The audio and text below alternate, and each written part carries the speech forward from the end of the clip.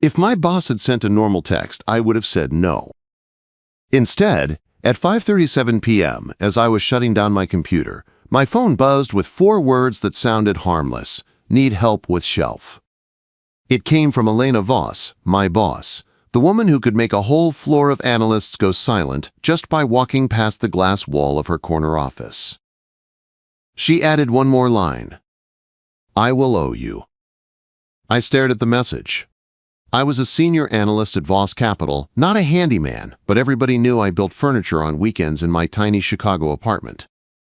I had photos of a walnut coffee table as my screensaver. That was my mistake. I typed back before I could overthink it. Address? She sent it. A townhome in Lincoln Park. Not the high-rise everyone assumed. A real street. A real place. Then she added, "Come now if you can." I told myself it was nothing. Just a boss who bought a shelf she could not mount into a stud. I did not think about the promotion review next month. I did not think about my mom in Ohio watching every dollar I sent home to cover her medical bills. I grabbed my jacket and went. The sky was gray and low. A light snow had started, the kind that made the city feel soft and quiet. I walked up the brownstone steps with my toolbox in one hand and an old knot in my stomach. Boundaries, I reminded myself. Help with a shelf. Go home. The front door opened before I knocked. Elena stood there barefoot on dark wood floors, wearing black jeans and a soft cream sweater that looked too casual for the woman who usually lived in sharp suits. Her hair was down for once. No tight knot, no pins. Just dark waves over her shoulders. "Hey, Liam," she said, "like we did this all the time. Where's the shelf?" I asked. Her mouth curved in a quick smile that did not quite reach her eyes. "Inside," she said. "Come in." The smell hit me first, not dust or cardboard. Roasted chicken, butter, garlic, something with lemon. There were voices deeper in the house. A man. A woman. Low and familiar. I stopped just past the entry, boots on the rug. "You did not say you had company," I said. Her hand touched my arm, light, almost not there. "I needed you to actually come," she said under her breath. "If I told you the whole thing, you would have said no." "The whole thing?" I asked. Before she could answer, a woman's voice floated in from the dining room. "Elena, honey, are you at the door?" "Your father wants to carve before it gets cold." Elena's fingers tightened on my sleeve for one brief second. "Yes, Mom," she called. Then to me, quieter, "Please, just walk with me. Do not argue here." I could have turned around. I should have turned around. Instead, I let her lead me down the hall. The dining room looked like the kind of place where nothing bad was allowed to happen. Long oak table. Linen runner. Real candles, not battery ones. A framed painting of a lake in the early light. 2 people sat at the far end. Her father, I knew from photos in the company annual report. Daniel Voss, founder, silver hair, broad shoulders even now. Her mother I had never seen, but I knew who she was the second she looked up. Same sharp cheekbones as Elena, softer eyes, lipstick that did not move when she smiled. Both sets of eyes landed on me at the same time. "Mom! Dad!" Elena said, her voice bright and careful. "Thank you for waiting. I wanted you to meet someone from the firm." Her hand slid down my arm until her fingers caught mine. Not an accident, a grip. My heart kicked hard against my ribs. "This is Liam," she said. Then she added, clear enough for the crystal glasses to hear, "He is my boyfriend." The word hit like a hammer in my chest. My toolbox strap slipped on my shoulder. Her father's fork paused halfway to his mouth. "Your what?" he asked. "Boyfriend," Elena repeated. She did not look at me. She kept her eyes on her parents, chin up like she was daring them to challenge her. Her mother's gaze swept over me in one smooth move. Work boots. Black t-shirt under my coat. Calloused hands. I did not fit this table, and we all knew it. "How long have you two been seeing each other?" her mother asked. Every warning bell in my body went off at once. HR policy. Power imbalance. All the reasons this should never happen. But Elena's fingers tightened around mine, just enough for me to feel her pulse beating fast against my skin. Long enough for him to be here tonight, she said. I could have laughed and said it was a joke. I could have pulled my hand away, apologized, blamed a misunderstanding. Instead, I pulled out the chair beside her and sat down, like I belonged there. "Evening, Mr. and Mrs. Voss," I said. "Thank you for having me." There was a beat of silence. Then Daniel set his fork down, wiped his mouth with his napkin, and studied me like he was reading a quarterly report. "What do you do at the firm, Liam?" he asked. "Senior analyst," I said. "Infrastructure side. I built the model for the Baxter deal." He nodded once. "Good work," he said. "Elena speaks well of you." That was news. Catherine poured me wine without asking if I wanted it. "Elena does not usually bring people from work home," she said. "Especially not men." Something sharp moved under her polite tone. This was not about me. This was about her daughter making a move she had not approved. "We thought you would bring Marcus," Catherine added. The name made Elena's jaw tighten. She took a slow sip of wine, shoulders still. "Marcus is a partner," she said. "Liam is my boyfriend." The second time she said it, the word sounded less like a bluff and more like a line drawn on the table. I felt the shift in the room. Curiosity turned to judgment, then to calculation. Why me, I thought. Why this? Why now? Dinner was a slow test. Daniel asked questions that sounded friendly but were not. Where did I grow up? How long had I been at the firm? Did my parents work in finance? "No, sir," I said. "My dad drives trucks." "My mom is a nurse." Daniel's mouth twitched, like he had expected that. "So you are the first one in your family in this world," he said. "Yes," I answered. "Big step," he said. "It is," I agreed. Catherine asked if I liked living in the city, if I had siblings, if I had big plans. Every question was a soft push against a wall, checking for weak spots. Elena did not let go of my hand under the table. When she needed both hands to cut her chicken, she rested her knee against mine instead, a constant point of contact. To anyone watching, we looked like a comfortable couple. Inside, my brain was sorting facts like a spreadsheet. Elena had never joked with me about dating. She kept the line between boss and employee carved in steel. Marcus, one of the senior partners, had been hovering near her office for weeks, always with that hungry smile. I had walked past one tense conversation in the glass hallway last Friday and heard just one sentence. "You know what your parents want," he had said. Now I was here eating chicken at her parents' table, playing a role I had never agreed to. After dessert, when the plates were cleared and the coffee came out, Daniel leaned back. "So, Liam," he said, "what would you say is your long-term plan with my daughter?"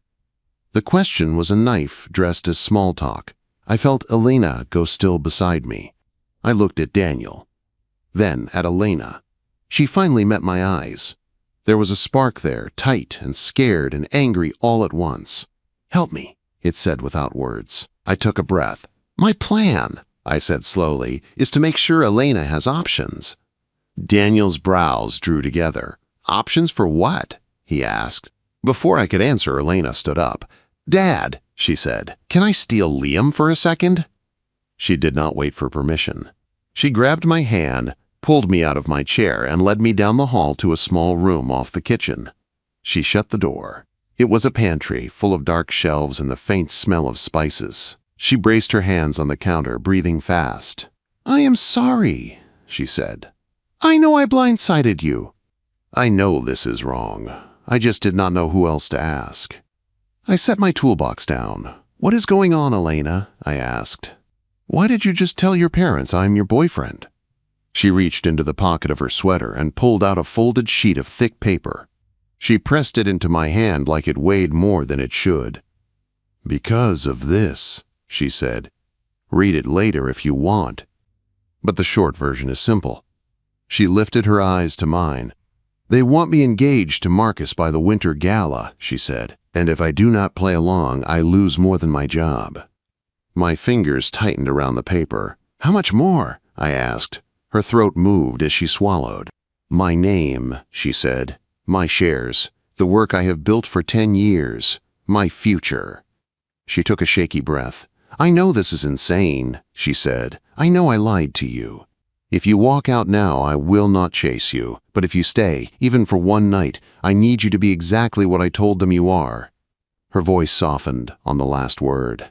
My boyfriend. I stared at her in that tiny pantry while the sound of dishes and low voices drifted in from the dining room. The paper in my hand felt like it was humming. My heart was beating hard, but my voice came out steady. Okay, I said. Then I am your boyfriend. Her eyes widened. Liam, you do not have to. I know, I cut in. I am choosing it. Some of the panic in her shoulders eased. She nodded once like a general accepting backup. Thank you, she whispered. I slid the folded paper into my jacket pocket. I will read this later, I said. For now, I only need one thing from you. Quote. Her brow pulled together. What? Do you want this? I asked. Not the lie, the fight. Do you want to push back against them, or are you just trying to stall? Her jaw worked. For a second, she did not look like my boss. She looked like a daughter who had been told for years that the path was already chosen. I want out of this deal, she said. I do not want to marry Marcus. I do not want him in my house or my life. I just did not know how to say it without losing everything. That was enough. Then we start here, I said. Tonight we make it look real. A faint, surprised smile touched her mouth. Are you sure you can act? She asked. I leaned a little closer in the narrow space. Her back bumped the shelf. We were close enough that I could see a tiny freckle near her left eye I had never noticed in the office. I am not going to act, I said. I am just going to treat you the way you should have been treated from the start. Color rose in her cheeks. She let out one slow breath, then nodded. Okay, she said. Come on, boyfriend. Time to face my parents. Quote. We walked back into the dining room, hand in hand. Catherine looked at our joined fingers first. Then she met my eyes with a new kind of sharpness, as if she had moved me from the guest column to the problem column in her mind. Daniel refilled his coffee. His voice was calm, but the tendons in his neck stood out. Everything all right? He asked. Yes, Elena said before I could answer. Liam was just telling me about his plans for us. It was my turn to improvise. I pulled out her chair and waited until she sat. Then I sat down beside her and let my arm rest on the back of her chair, not quite touching her shoulders. A public claim without a chokehold. I was telling her, I said, looking at Daniel, that I am not rushing her into anything. She has enough pressure from work. She does not need more from me. Catherine lifted a thin eyebrow. So you are serious, she said. This is not some office flirtation. No, ma'am, I said. I care about your daughter. I want her to feel safe. That is the only thing I am sure of right now. Quote, Elena's hand slid to my knee under the table, not gripping, just there. I felt her fingers curl in the fabric, anchoring herself. Daniel took a slow sip of coffee. You know what this family has built, he said. You know what it takes to keep it standing. I see the numbers, I said. I see the people who work late.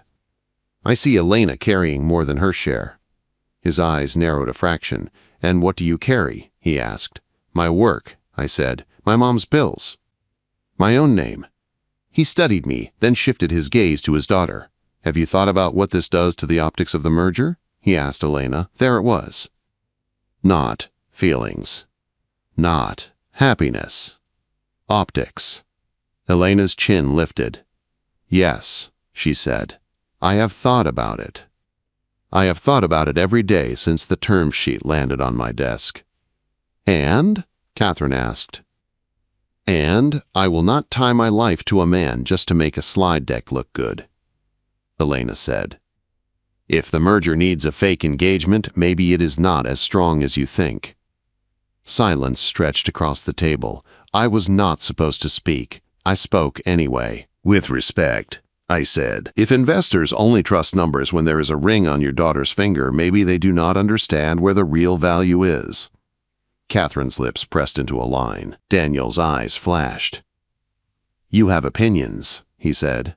"I have eyes," I replied. Elena gave the smallest huff of almost laughter, then turned it into a cough. Her mother brushed her napkin over her plate, as if wiping away crumbs could erase the whole conversation. "We will not discuss business at the table," Catherine said. "Not tonight." She stood, smoothing her dress. "Elena, help me with dessert," she said. Elena squeezed my knee once under the table, then stood and went with her mother. Their voices faded into the kitchen, too low to make out words. That left Daniel and me alone. He leaned back in his chair and folded his hands. "You understand this will not end at dinner," he said. "I figured," I said. "If you hurt her," he added, "I will end your career in this city." His tone was flat and quiet, no need to raise his voice. Men like him used other people to do their shouting. "If I hurt her," I said, "I will walk out on my own and you will never see me again. But I am not the one pushing her toward a man she does not want." His jaw ticked. "You think Marcus is a bad choice," he said. "I think Marcus enjoys power more than he respects people," I said. That landed. Daniel's eyes flicked toward the kitchen, then back to me. For a second, I saw doubt there. Maybe small, but real. Elena and Catherine returned with plates. Dessert happened. Coffee cooled. The rest of dinner was polite noise over a fault line. When it was finally over and the dishes were taken away, Elena walked me back to the front hall. The house felt heavy and quiet. "I am sorry," she said again, keeping her voice low. "They were not supposed to push that hard tonight." "What did you expect?" I asked. "They are parents. They test things. I survived." She gave a tired smile. "You did more than survive," she said. "You pushed back." I shrugged out of habit. "That part came free," I said. "Now about that shelf." Her eyes widened. Then she laughed, soft and startled. "You actually want to fix a shelf after that?" she asked. "You texted me about a shelf," I said. "I like to finish what I start." She led me up the stairs to a small room that looked half office, half library. There was a bare wall, a boxed set of floating shelves on the floor, and a level on the desk. "I bought these 3 weeks ago," she said. "Never had time to install them." "Good thing your fake boyfriend knows his way around a drill," I said. Her cheeks warmed at the word. Fake. Real. The line was starting to blur. While I worked, she watched from the doorway, arms folded over her chest. Her shoulders finally started to drop. "You do this on weekends," she said. "Build tables, fix things." "Yeah," I said, checking the studs. "Wood makes sense. Numbers do too, but wood listens faster." She smiled at that, just a little. "When did you start?" she asked. "When my dad hurt his back," I said. "He could not fix things around the house anymore. Somebody had to step up." She watched my hands as I drilled and leveled and anchored the brackets. "You do not flinch," she said suddenly. "At what?" I asked. "At my father," she said. "At Marcus. At this whole mess." I drove the last screw and wiped my hands on my jeans. "I flinch in private," I said. "In front of people who want to scare you, I do not give them that gift." I set the shelf on the brackets. It sat clean and level. "There," I said. "Use that space for whatever you want." She stepped inside and ran her fingers along the smooth wood. "I might put photos here," she said. "Ones I actually like." She turned to me, closer now in the small room. The quiet between us shifted from tired to charged. "Liam," she said slowly, "about that paper in your pocket, will you read it tonight?" "Yes," I said. "And if you think it is too much," she continued, "if you think I am asking you to stand in a fire you did not start, you can walk away tomorrow. I will not blame you." My chest tightened. "What if I do not want to walk away?" I asked. She looked straight at me, no shield in her eyes. "Then we will have to figure out how to win," she said. I left a few minutes later, after she insisted on walking me to the door. Snow was falling heavier now. The city looked quieter, muffled. In my car, under the streetlight, I finally unfolded the paper she had given me in the pantry. It was not just a dinner plan. It was a memo. Confidential. Internal. Subject line: Voss Capital Governance Structure Post-Merger. I read every line. Twice. There it was in plain text, a clause buried near the bottom. In the event that Elena Voss is unable or unwilling to fulfill a public engagement to an approved partner by the date of the Winter Gala, her voting rights transfer temporarily to a joint trust managed by Daniel Voss and senior partner Marcus Hale. My stomach turned. It was legal language for this simple threat. Say yes to Marcus in public or lose control of your own company. At the bottom of the page, printed in a different font, was a note. Undisclosed reputational concerns will be considered in evaluating fitness. Someone had given themselves permission to use her personal life as leverage. My phone buzzed then, as if the universe wanted to make the point clear. Unknown number. The message was short. We should talk about boundaries. It was from Marcus. Marcus's text sat on my screen like a warning label. We should talk about boundaries. I stared at it in the parked car while snow melted on the windshield and the heater hummed. I thought about HR, I thought about my job. I thought about Elena alone upstairs in that house with parents who saw her as a chess piece and a man like Marcus waiting to cash in. Then I locked my phone, started the car, and drove home. I did not sleep much. In the morning, I was at the office before sunrise. The building was half empty, just cleaning staff and the early ones. I liked it quiet. The numbers made more sense when the floor was not buzzing. At 7:12 a.m., Marcus appeared in the glass doorway of my small office, like he was just passing through. Tailored suit, perfect hair, smile that looked kind but never reached his eyes.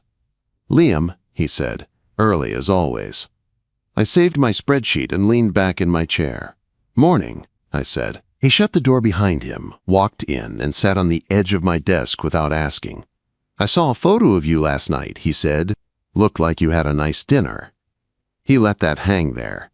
"That a problem?" I asked. He tilted his head. "Elena is a key piece of a very delicate transaction," he said. "Optics matter. Her personal choices matter." "You mean her dating life?" I said. He smiled. "I mean everything," he said. "Investors like stability. They like a certain kind of story. It is my job to make sure we give them that." "It is not your job to control who she dates," I replied. His eyes sharpened.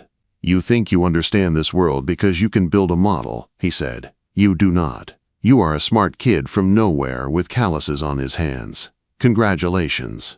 You worked hard and climbed a few floors, but you are in over your head here." He leaned in closer. "Walk away," he said quietly. "End whatever this is with Elena.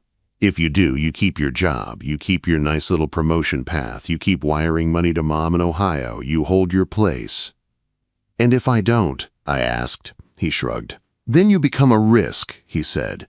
"And risks get removed. I will not even have to do it myself. The market does not like uncertainty."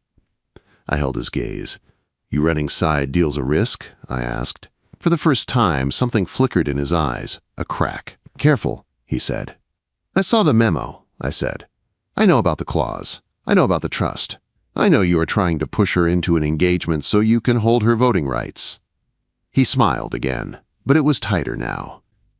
"You think you have the full picture," he said. "You don't. What you have is a crush on your boss and a seat at the kids' table." He stood, smoothed his jacket. "Last warning," he said. "Do not bring a hammer to a gunfight."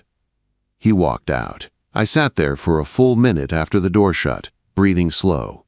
Every instinct screamed at me to march to HR, to Daniel, to anyone. But Elena had been living with this pressure for months. She knew how fast this place closed ranks around Marcus.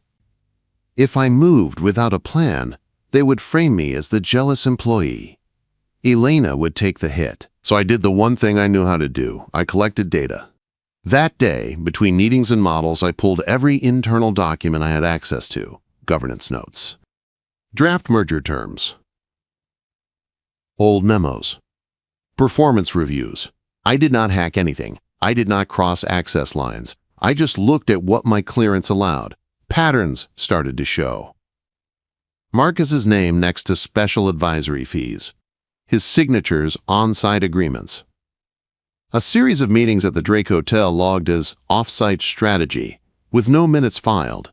On the same days, certain numbers in the ledger wobbled in ways that did not match the public reports. By noon, my eyes hurt. Elena messaged me. Conference room B at 1. Bring your lunch. I went. Conference room B was small and overlooked the river. Snow flurries hit the glass. Elena was already there, suit back on, hair up in a sharp twist. The woman from dinner last night was gone. This was Boss Elena again. But when the door shut, the careful mask slipped just a little. "You look like you got run over," she said, pulling a salad out of its container. "Marcus paid me a visit," I said, dropping into the chair beside her. "Of course he did," she muttered. "What did he say?" "That I should walk away," I said. "That if I stay, I become a risk." Her fork paused halfway to her mouth. "And," she asked, "I told him I do not take orders from people who hide their deals," I said. Her lips curved into a tired, proud smile. "Good," she said. I pushed a folder from my bag to her side of the table. "I started digging," I said. "Nothing illegal, just patterns. Look at this." She flipped through the printouts, the dates, the hotel bookings, the weird fee lines. Her eyes moved fast. "You did this morning?" she asked. "Yeah," I said. "It is not hard. He is not subtle. He is just used to nobody checking." She sat back, the corner of her mouth tightening. "If this is what I think it is," she said slowly, "he is not just trying to control me. He is lying to my parents and to investors." "Exactly," I said. "They want stability. He is selling them a fake version of it." She drummed her fingers on the folder. "This is not enough for a regulator," she said, "but it might be enough to make my father listen." "You trust him?" I asked. She thought for a moment. "I trust that he cares more about the company than about Marcus," she said. "I do not trust him to care more about me." It was honest. It hurt to hear. I watched her, the way her shoulders carried the weight of a whole firm and a family name, while everyone else just took notes. "You should not have to fight this alone," I said. Her gaze softened. "I am not," she said quietly. "You are here." The words landed heavier than they sounded. We spent the rest of lunch going over the pages. She circled dates. I wrote notes. We built a timeline in simple language. No drama, just facts. As I stood to leave, she reached for my wrist. "Liam," she said.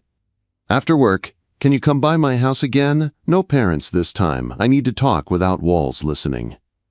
"Yes," I said. The day crawled. Every time I passed Marcus in the hall, he gave me that thin, knowing smile. He did not know exactly what I had. That made him dangerous and sloppy. At 6, I walked out of the building. The air was sharp and cold. The snow had turned to a light, steady fall. Elena's townhome was a short train ride and a 10-minute walk away. My stomach tightened as I climbed her steps. This time, I knocked. She opened the door in leggings and an oversized college hoodie. No makeup. Hair in a messy knot. She looked younger, less polished, more real. In her hand was a glass of water, not wine. "Come in," she said. The house felt different without her parents. Warmer, quieter, softer lighting. The dining room was dark. Only the kitchen and the small back living room were lit. She led me to the kitchen table where my folder from lunch sat open. Next to it was another folder I had not seen before. "I called my lawyer," she said, sliding it toward me. "Not the firm's lawyer, mine." Inside were more documents. Her employment contract. Her share agreement. A draft of the merger with her handwritten notes in the margins. "We found the same clause you saw," she said, "and 3 more places where Marcus's language does not match what the board approved." Quote. I let out a low breath. "So he has been slipping in his own terms," I said. "Yes," she said. "And he has been using my supposed reputational risk as the excuse for needing more control."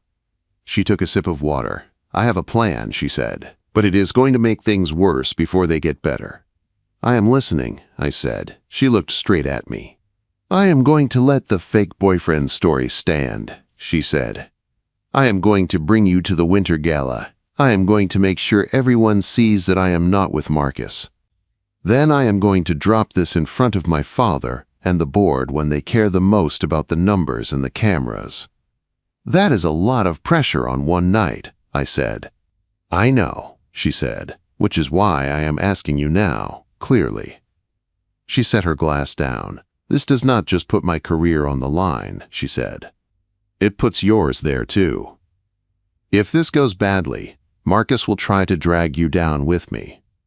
People will whisper. Future employers will see your name attached to drama. You might have to start over. I thought about my tiny apartment, the checks I sent home every month, my mom's last hospital bill, the small stack of savings I kept for emergencies. Then I thought about Elena, alone in this house with parents who saw her as an asset, and a man like Marcus carving his initials into her future. I can live with starting over, I said. I cannot live with watching him own you. Her shoulders dropped like someone had cut a rope. You are sure? She asked. Yeah, I said. I am not here by accident. I am here because I choose you. The words were out before I could reel them back. Her eyes went wide. Color climbed into her cheeks, slow and deep. You choose me, she repeated. I do, I said, heart hammering but voice steady. Not as a prop, not as a project, as a person. She stepped closer, the edge of the table pressing into her hip. The distance between us shrank to a breath. Liam, she said quietly. The first time I saw you, you were arguing with a spreadsheet in the conference room at midnight. Marcus laughed and said you were too intense. My father liked you because you reminded him of himself at 25. I liked you because you did not look up when they walked past. You were too busy getting the numbers right. She lifted her hand, hesitated, then set it lightly on my chest. My heart thudded against her palm. I do not know how this ends, she said. I only know that I do not want to stand in that room without you. I covered her hand with mine, fingers wrapping around hers. Then you won't, I said. She looked up at me like she was memorizing my face. The fear was still there, but underneath it was something steadier. Trust. Okay, she breathed. We do this together. We spent the next hour planning, clothes, timing, where we would stand, who would likely approach us, how we would handle questions. It sounded cold when we laid it out, like a battle map. But every time our hands brushed passing papers or reaching for the same pen, the map warmed at the edges. At one point, she yawned, long and unguarded. The day had worn on her. You should rest, I said. Big fight coming. She walked me to the door again. The night outside was deeper now. The snow had settled on the steps in a thin white layer. At the threshold, she stopped. Liam, she said, one more thing. Yeah, I asked. Her eyes searched mine. At the gala, she said, when people ask how serious we are, what are you going to say? I thought about it. The easy answer would be to keep it vague. To say we were seeing where it goes. Instead, I told her the truth. I am going to say, I said slowly, that I am not going anywhere unless you tell me to. She blinked hard. Her throat moved as she swallowed. I am not going to tell you to go, she said. I nodded once. Then we are serious, I said. For a second, I thought she might kiss me. Her hand lifted like she was going to touch my face. Then she dropped it and stepped back. Good night, Liam, she said softly. Good night, Elena, I said. As I walked down her steps, my phone buzzed again. Marcus! See you at the gala. I slipped the phone back into my pocket. Yeah, I muttered to myself, you will. The night of the gala felt like walking into the last level of a game where you only get one life. The hotel ballroom was huge and bright, crystal lights, white tablecloths, tall glass vases with flowers that probably cost more than my rent. People in black suits and expensive dresses moved in small circles. Laughter floated over the sound of the band. I tugged at my tie in the lobby mirror. I was not used to tuxedos. I felt like a kid who had borrowed his dad's clothes, except the tux fit because Elena had texted my size to the rental place herself. I saw her at the top of the stairs. For a second, everything else faded. She wore a deep green dress that hit just above her ankles. Simple lines. No crazy sparkle. It fit her like it had been made on her body instead of for it. Her hair was half up, the rest soft around her shoulders. She looked strong and calm, and also a little scared. When her eyes found mine, some of that fear melted. She walked down the stairs slowly. I met her at the bottom. "You clean up well," she said. "So do you," I said. "You ready?" "No," she said, "but I am going in anyway." Her fingers slid into mine. We stepped into the ballroom together. Heads turned. Conversations paused for a beat. People looked at us, then at Marcus, who stood near the bar holding a drink like it was a prop. He smiled when he saw us. It was tight and sharp. "Elena," he said as we walked closer. "Liam, what a surprise." "He got the email," Elena said. The invite list was not a secret. He looked at our joined hands. His jaw flexed. "Optics," he said. "Interesting choice." "My choice," she said. Her father appeared like he had been waiting for that exact moment. Robert's tux fit, but his face looked older, more tired. Catherine stayed close at his side, lips pressed together. "Elena," Robert said quietly, "can we talk? Alone?" "No," she said. "We will talk, but not alone." "Not anymore." His eyes flicked to me. I held his stare and nodded once. I was not going to fade into the wallpaper. Before he could push, the MC tapped the microphone. "Ladies and gentlemen," the MC said, "if you could all find your seats. We will begin with a short update from the Vane family about the upcoming merger and the future of the firm." Quote, "The room moved toward the tables. It was like watching a tide shift. People still watched us, but now they also watched the stage." Robert leaned in. 15 minutes, he said. "We go up there in 15 minutes. Whatever you brought, show it to me now." Elena looked at me. I pulled a slim folder from inside my jacket. We walked to a small side lounge off the ballroom. It had low chairs and a bar cart. It was quiet enough to think. Catherine followed. Marcus stepped in too, uninvited, which said a lot. "Get out," Elena told him. "I have every right to be here," Marcus said. "I am part of this team." "Then you can listen to the truth," I said. I laid the papers on the small table. One timeline, one sheet of hotel records, one clean summary, in simple words that even a tired board could understand. "Here," I said to Robert, "dates of private hotel suites you approved as strategy sessions.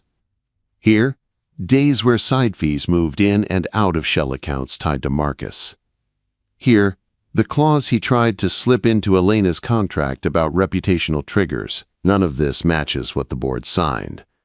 Robert read. Catherine read over his shoulder. Her hand went to her mouth.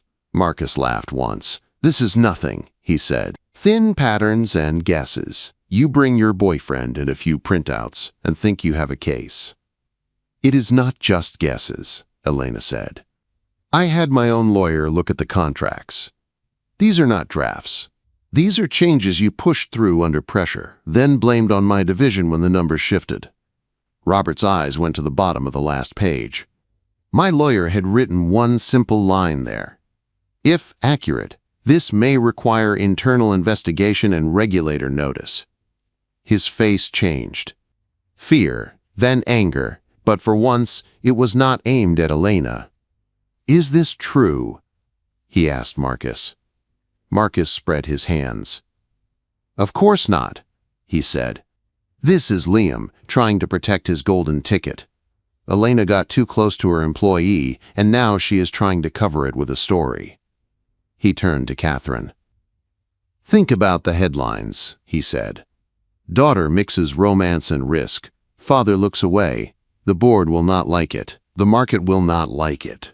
The only way to stop this is to show that she is under the influence of someone beneath her. We can still fix this if we act now." He said it so smoothly that for a moment the room tilted. Then Catherine did something I did not expect. She stepped between Marcus and Elena. "Stop," she said. Marcus froze. We all did. "Robert," she said, eyes still on Marcus. "The pattern is clear. He has been treating us like marks, not partners." "Catherine," Marcus started. "No," she said.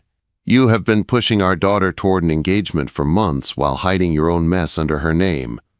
Her voice was calm and sharp. You could tell she had stayed silent for a long time. You could also tell she had been watching.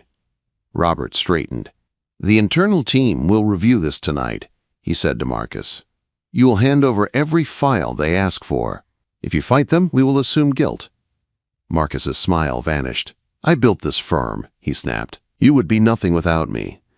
You built numbers on paper, I said quietly. Elena has been keeping real deals alive while you played with shadows. His eyes burned when they hit mine. You, he said. This is you. He took a step toward me. I did not back up. I did not swing. I just shifted so I was between him and Elena with my hands at my sides. Calm, solid. You put a tracker on my car, I said. You sent messages trying to scare me off. You threatened my job. You tried to punish her for saying no. For a second, it felt like he might punch me. His hand curled, then dropped when the door opened. The head of internal compliance stood there. Behind him were two more senior people and the MC, looking nervous. Robert, the compliance head said, we need to speak with you and Mr. Thorne before the announcement. Robert looked at the folder, then at Marcus. We are done here, he told Marcus. He turned to Elena. I was wrong, he said. The words looked like they hurt his mouth. We will fix this. And for what it is worth, I am sorry I made you feel like you had to lie. Elena did not say it is okay. She did not make it easy. Thank you, she said simply. They left with Marcus and the compliance team. The air in the little lounge felt lighter and heavier at the same time. Elena sank into a chair. Her hands shook. That just happened, she said. Yeah, I said. Marcus is not going to walk away quietly, she said. I know, I said, but now he has more to fight than just you. She leaned her head back and stared at the ceiling. You stayed, she said. You really stayed. I sat on the low table in front of her so we were at eye level. I told you, I said. I am not going anywhere unless you tell me to. Her eyes filled, but the tears did not fall. I am not going to tell you to go, she whispered. A knock sounded at the door. Catherine stepped back in, alone. For the first time since I met her, she looked unsure. Elena, she said. You do not have to come on stage for this. We can handle the public part. Elena stood. No, she said. I will be there. I am not hiding. I am also not standing next to Marcus while you act like everything is fine. Catherine nodded slowly. Fair, she said. Her gaze landed on me. You are the analyst from the Midwest, she said. The one who fixed the model in October. Yes, I said. You are also the man my daughter brought to dinner and called her boyfriend without warning, she said. Yes, I said again. She studied me for a moment. Then she nodded once, very small. Good, she said. She needed to pick someone who does not scare easily. She left. Elena let out a breath that sounded like a laugh mixed with a sob. Did my mother just give us her blessing? She asked. Kind of, I said. On stage, the announcement changed. There was no glowing talk about a perfect merger and a bright future.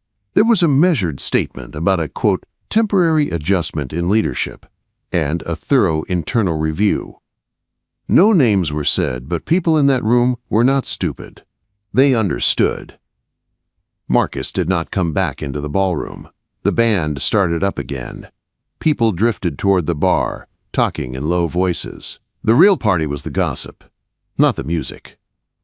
Elena and I stayed near the back, by a tall window. Snow fell in slow sheets outside. The city lights blurred behind it. Do you regret it? She asked quietly. Which part? I said. Saying yes to dinner, she said.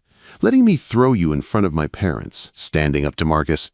I thought about my bank account, my mother's bills, the way my name might show up in certain circles now. Then I thought about Elena's face when she said, You stayed. Not for a second, I said. She turned to face me fully. In that case, she said, I should probably stop calling you my fake boyfriend.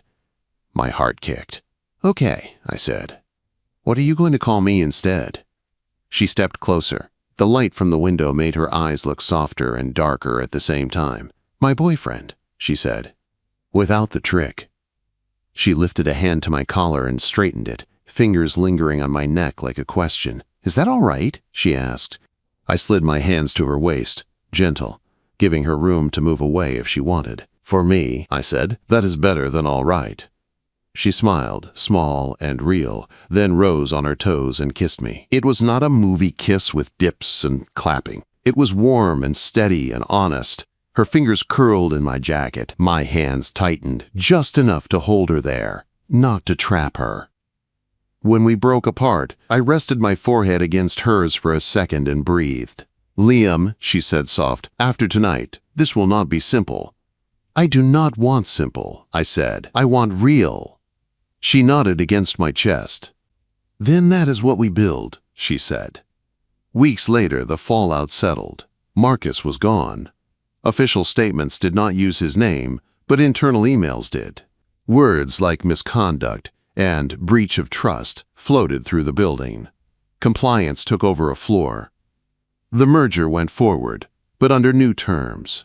Elena got a formal seat on the board, not just as a figure, but with real votes. Her contract was rewritten without the hooks and traps. My promotion got delayed, then came back in a different shape. New title, new pay. A few people treated me like I was radioactive for a while. I could live with that. On a quiet Saturday afternoon, I sat in my small apartment on the couch that still sagged in the middle. The smell of something good came from the kitchen. Elena patted out in my old t-shirt and leggings, holding 2 mugs of coffee. She curled up beside me, tucking her feet under my leg like it was the most natural thing in the world. "My parents are coming to dinner next week," she said. "Here?" I asked, looking around at the mismatched furniture and the plant that was trying its best not to die on the windowsill. "Here," she said, grinning. "No strings. No contracts. Just dinner. I told them they can bring dessert if they want to feel useful." I laughed. "You gonna introduce me the same way?" I asked. "Drop the word boyfriend like a bomb again?" She set her mug down and leaned into my side, her head on my shoulder. "No," she said. "This time it will not be a trick. It will be the truth." She turned her face up to mine. "This is Liam," she said softly, practicing. "My boyfriend. The man who stood between me and a man who thought he owned my life. The man who chose me when it cost him." Her eyes shone. "And the man who is not going anywhere," I said. She smiled. "Exactly," she said. She reached for my hand and laced our fingers together. In the end, my boss did trick me into dinner at her place. But I was the one who chose to stay.